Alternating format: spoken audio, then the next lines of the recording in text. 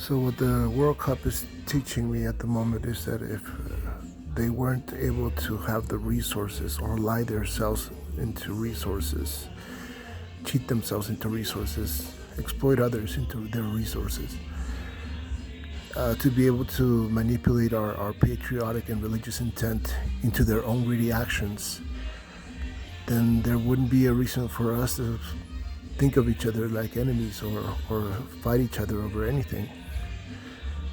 So it's them. The ones that they call themselves as successful as anyone are the ones who are causing everything to be like shit right now.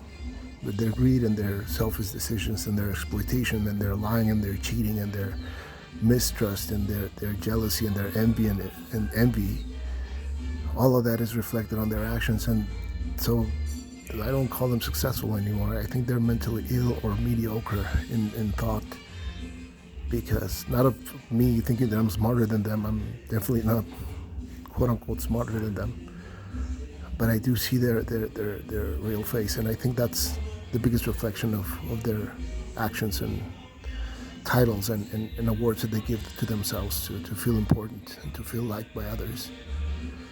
I tend to believe that it's the tendency to try to gain one's father's and one's mother's love, one love that's never going to be there because it was never intended to be. They never wished to have you, so if they don't love you, they're not going to love you. Even if you're their children or their grandchildren, if they didn't want you, it's going to be tough for them to teach you and to pay you enough attention to you. So you have to depend on yourself in most cases, and in those kind of situations, and stop trying to comply with their desires and try to please their own expectations of our lives, because that's when we become the monsters that our parents are also or have also chosen to be.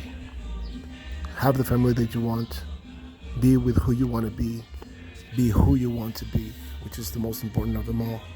And just enjoy your experience, man. Stop thinking about others' expectations and what your parents will think of you if you choose to go one route or another.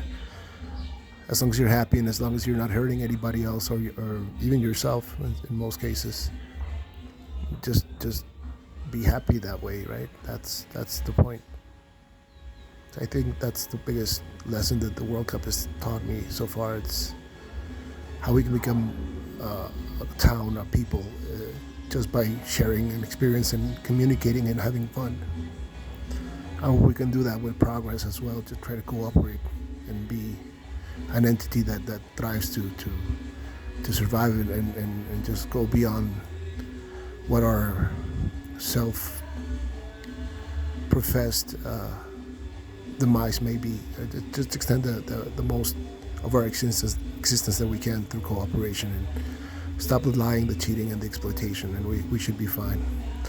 Otherwise, dark times surely look like could be possible. So just hang in there and just don't change for them. Don't be like them. We're better than that. I believe wholeheartedly that we're better than what they have told us that we are capable of being. So just what Lisa said at one point, right? Just don't look. Just don't look. Our attention is what drives them, makes them thrive. So just stay focused on that part, and don't hate somebody that you don't even know. It's very important to understand that. And keep on enjoying the World Cup. Goodbye.